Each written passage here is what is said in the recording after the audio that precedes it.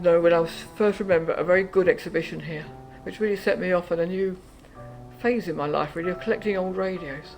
They were a fantastic exhibition on the first floor here, and in one of the wings, so presumably, maybe about the wing we're now, they've set it back to being two almshouses. It was quite an extensive exhibition, and it started off with the Cat's Whisker, I think, was one of the first radios. I was so inspired by this. I started in later times when I had a bit of money, collecting old radios. Yes, and actually I started off my son-in-law, so for a while we both tried to outdo each other on having radios.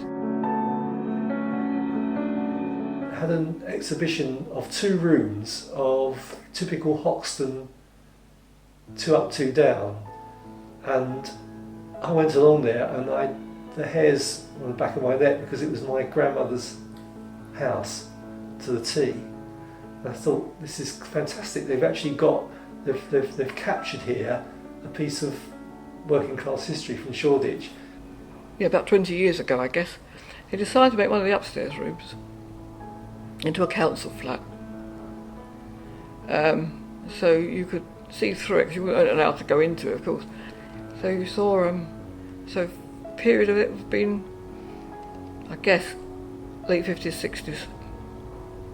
Because it wasn't a proper fitted kitchen. The thing's still freestanding, as I remember. Yeah. Gas stove. Cupboards, yes, but it wasn't all integral in the way that it is now.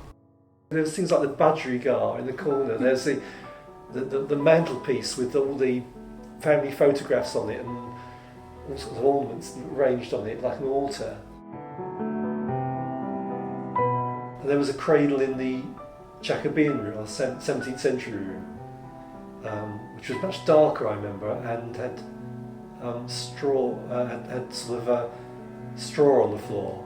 I'd been there quite recently, but they renewed all the panelling, took all the dark old panelling away, which they said wasn't authentic. It looked like an old farmhouse along there. They had a wood turning lathe in there.